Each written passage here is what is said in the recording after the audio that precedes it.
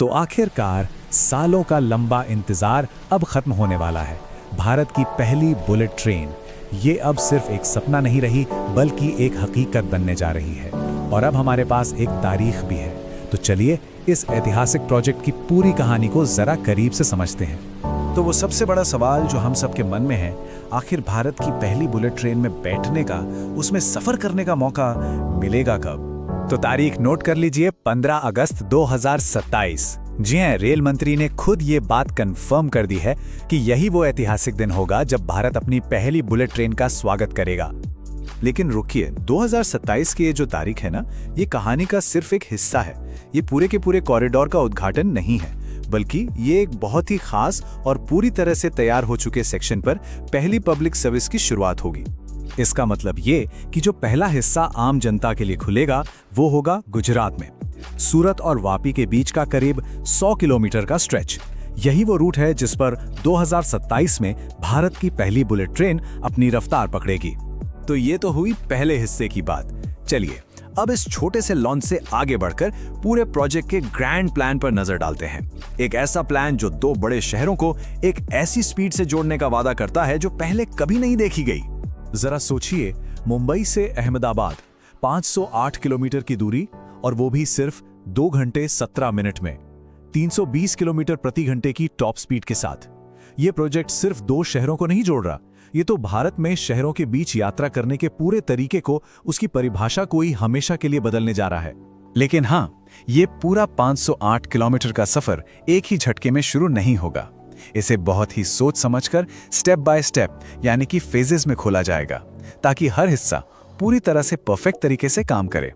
तो इसका पूरा रोड मैप कुछ इस तरह से है। सबसे पहले 2026 के आखिर तक सूरत और बिलीमोरा के बीच ट्रायल रन शुरू हो जाएंगे।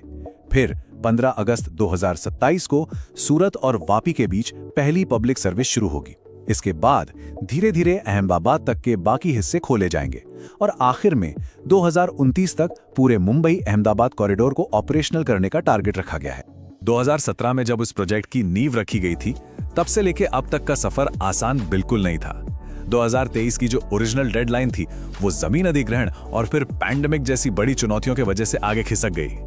लेकिन अच्छी बात यह है कि अब उन सारी मुश्किलों को पार करके एक नई और एकदम क्लियर टाइमलाइन के साथ ये प्रोजेक्ट पूरी रफ्तार से आगे बढ़ रहा है। अच्छा, अब बात करते हैं उस चीज की जो इस हाई स्पीड सपने को हकीकत में बदल रही है, और वो है इसकी शानदार टेक्नोलॉजी। ये जापान के साथ हमारी पार्टनरशिप का नतीजा है। इस प्रोजेक्ट का दिल है जापान की वर्ल्ड फेमस शिनकानसेन टेक्नोलॉजी। ये टेक्नोलॉजी अपनी जबरदस्त स्पीड, समय की पाबंदी और सबसे बढ़कर अपने बेदाग सेफ्टी रिकॉर्ड के लिए पूरी दुनिया में जानी जाती है। देखिए, ये सिर्फ एक तेज ट्रेन नहीं है, ये एक पूरा का पूरा इकोसिस्टम है जो दशकों से टेस्टेड और प्रूवन है।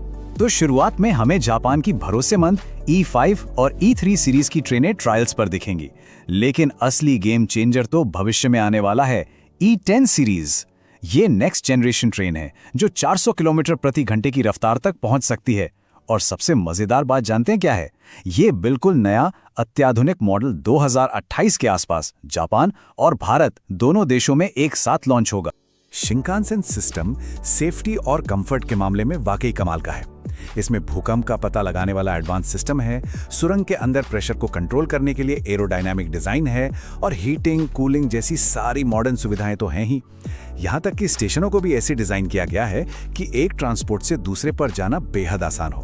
बातें तो बहुत हो गई, चलिए अब जमीन पर देखते हैं कि काम कितना आगे बढ़ा है। और यहाँ आंकड़े खुद बोलते हैं, ये दिखाते हैं कि कैसे इस विजन को हकीकत में बदला जा रहा है। तो कुल मिलाकर प्रोजेक्ट का 55% से ज्यादा फिजिकल काम पूरा हो चुका है। और ये कोई छोटा आंकड़ा नहीं है, बल्कि कुछ हिस्सों में तो काम 70% से भी आगे निकल चुका है, जो अपने आप में एक बहुत बड़ी उपलब्धि है। अब तक इस प्रोजेक्ट पर 85,801 करोड़ रुपए से ज्यादा खर्च हो चुके हैं। ये लगभग 1 लाख करोड़ की कुल लागत का एक बहुत बड़ा हिस्सा है। ये सिर्फ एक नंबर नहीं है, ये इस सपने को हकीकत में बदलने के लिए लगे जबरदस्त निवेश और कमिटमेंट का सबूत है। जरा जमीन पर काम की रफ्तार देखिए, 412 किलोमीटर से ज्यादा पियर्स का काम पूरा हो चुका है। 344 किलोमीटर के गर्डर्स ढाले जा चुके हैं और 330 किलोमीटर तक उन्हें लॉन्च भी कर दिया गया है। और सबसे जरूरी बात, 99% जमीन अधिग्रहण का काम पूरा हो चुका है। मतलब जो सबसे बड़ी रुकावट थी वो अब लगभग खत्म हो चुकी है। तो ये सब तो हो गया काम का हिसाब किताब, लेकिन चलिए अब आखिर में ये समझते हैं कि इस ऐतिहासिक इंफ्रास्ट्रक्चर प्रोजेक्ट का भारत के लिए, हमारे भविष्य के लिए असली मतलब क्या है।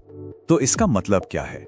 इसका सीधा सा मतलब है कि भारत में world class high speed rail standards आ रहे हैं, जो घंटों के सफर को मिनटों में बदल देंगे।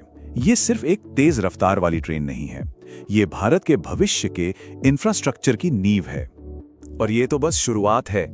इस मुंबई अहमदाबाद कॉरिडोर को एक रीढ़ की हड्डी की तरह डिजाइन किया गया है, जिससे भविष्य में दिल्ली, नागपुर और हैदराबाद जैसे शहरों को जोड़ने वाली हाई स्पीड लाइनें निकलेंगी और देखते ही देखते एक पूरे देश में फैला हुआ नेटवर्क तैयार होगा। तो अब जब पहला कॉरिडोर हकीकत बनने के इतना करीब आ चुका है, एक बड़ा सवाल ये उठता है कि भारत के हाई स्पीड रेल नेटवर्क के लिए अगला रूट कौन सा होना चाहिए। ये एक ऐसा सवाल है जिसका जवाब हमारे आने वाले कल की तस्वीर तय करेगा।